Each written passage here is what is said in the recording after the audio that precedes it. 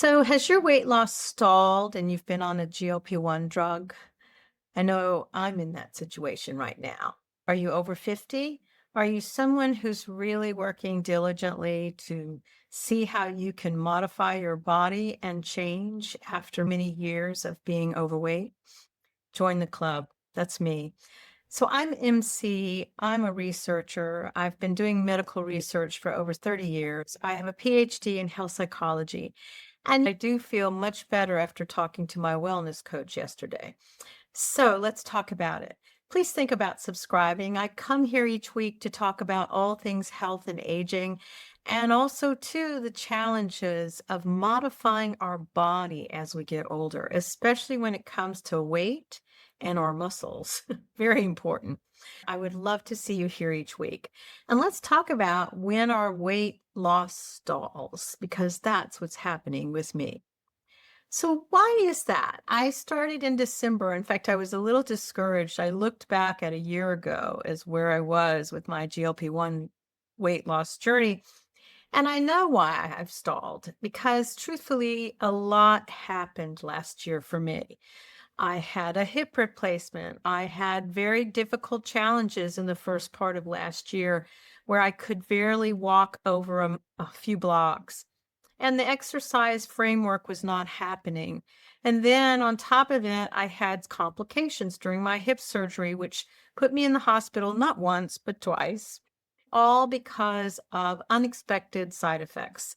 And it wasn't anything that was extraordinarily dangerous, but it was unexpected. Sometimes our body doesn't heal the way we think it should. And that's what happened with mine. For some reason, my hemoglobin dropped. We don't know why. For some reason, I had a side effect to the spinal tap. Don't know why. And I had this, what we call a hematoma, where my body didn't really reabsorb the blood that was pooling where we had the surgery. And when I had the first surgery, they didn't put a drain in because they thought I'll just normally do what people do when they recover. And guess what? So my incision started to bleed unusually wildly. And my doctor was concerned that I had a hidden bleed somewhere, which I didn't after multiple CT scans. And they went back and did a second surgery just to make sure and to put in a drain. Lesson learned, there's unexpected things that happen with our health all the time. And I'm so grateful that I'm one of those people who has a long history of using meditation and mindfulness practices. So I really felt a sense of calmness and not a fear when we went back into the second surgery because I felt so confident about my surgical team. But the one thing that was a challenge is I'm immobile, can't move very much. And I had to come off my GLP-1 drug in May so that I could do the first surgery. After a month, I restarted it, but guess what? I ended up back in the hospital in June, late June, so I had to come off the GLP-1 drug unexpectedly. So that was very difficult. And I did gain 5 pounds, but I was so proud of myself that I didn't gain more weight.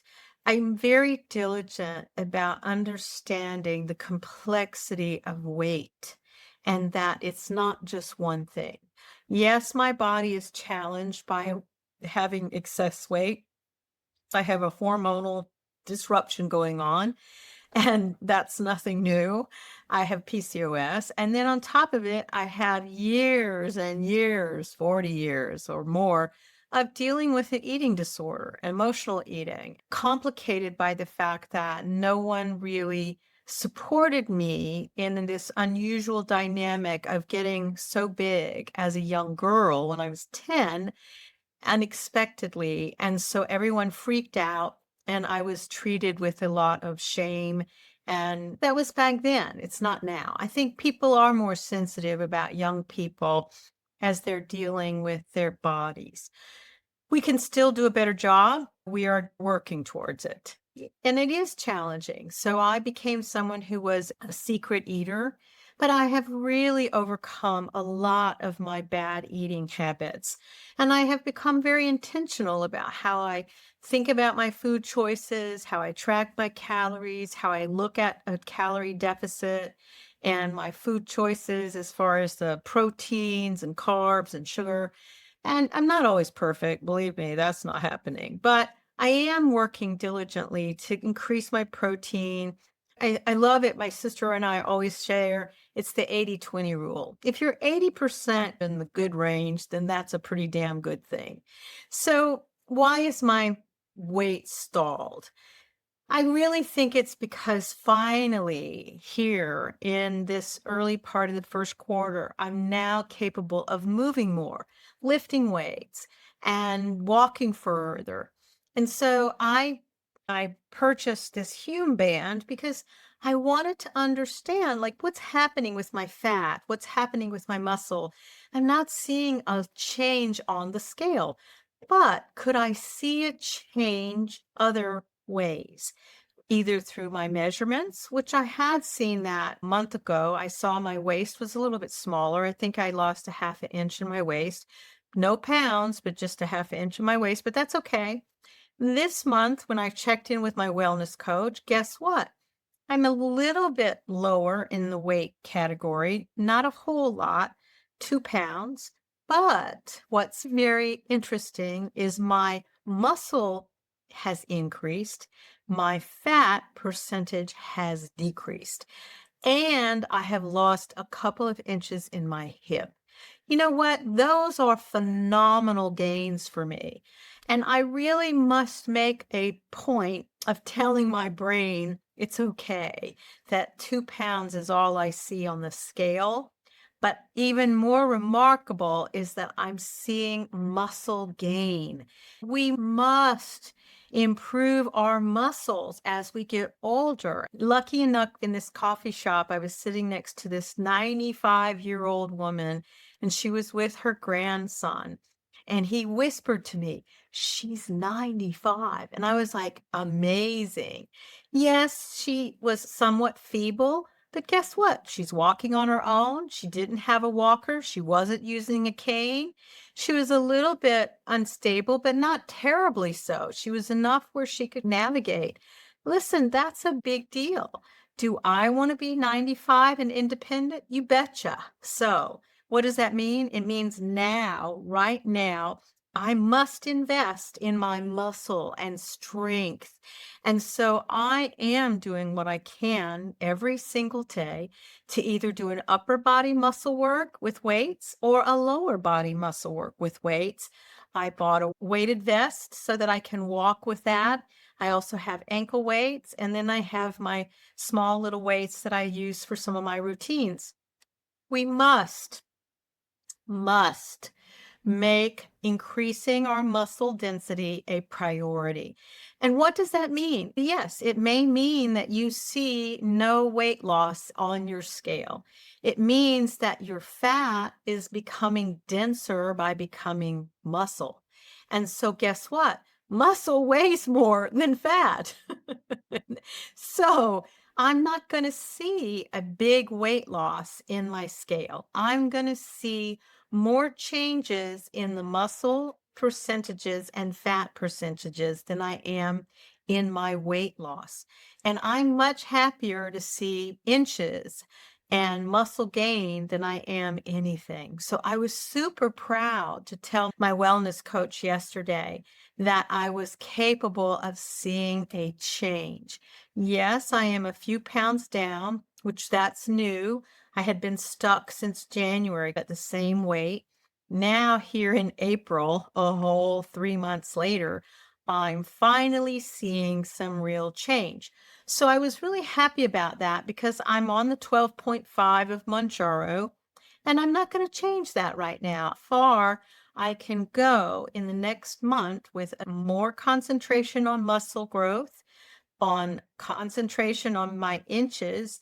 And yes, I'll pay attention to the weight on the scale, but I'm not working hard to give it the emphasis that I used to.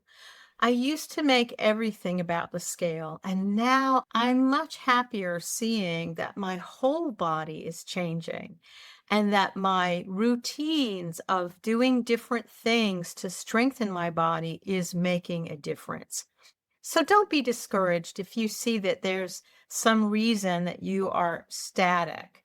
Give yourself a chance to look at the other measurements that you can pay attention, such as your measurements around your hip, waist, and bust, or go ahead and get a what do they call it? A bioimpedance measurement as a scale which can measure, and that's what this Hume band does. It's a little expensive, to be honest with you. I got it on sale. It measures your weight with percentages of fat and muscle. Or you can pay a lesser amount, like I think 250 or something, and you can go one to the facilities that are in your surrounding areas that use a DEXA scan where they can tell you how much fat to muscle you have. I recommend that because the one thing that we do know about the GLP-1 drugs, there is a huge risk in muscle loss. So definitely invest in that if you can, because you really don't want to be losing muscle as we get older. We want to be gaining muscle and strengthening ourselves as we go older. We want to see a smaller waist and a smaller hip, but not at the expense of losing muscle. So be, my friends, we have this one precious life. Let's live it to the fullest. And yes, let's use all of the tools that we can have at our access, such as a GLP-1 drug or measuring your fat to muscle percentages. Invest in yourself. $200 to $300 is what it cost me. Now, the Hume band and the scale cost me a combination of over 500, which, you know what? I feel like it's an investment into my knowledge of my body, so I'm willing to spend the money. So be well, my friends. You have this one precious life. Please think about subscribing. I would love to see you here each week. And tell me what you're doing in your life to make your body, your mind, and your spirit better. I'll see you next week. Bye-bye. So thank you so much for joining me at Healthy by George. I hope you found the information inspiring and that it encourages you on your wellness journey. Because remember, your body, your well-being are a most precious gift, and every tiny action taken daily can make a huge difference. I hope the information here is educational purposes. It is not meant to replace your medical care. See your doctor and talk about what works for you. If you enjoyed today's content, don't forget to give it a thumbs up and subscribe to my channel. Your support means the world to me, and it helps me continuing creating content that inspires and empowers you to live your best life. Goodbye for now, and join me again at the next Healthy by George.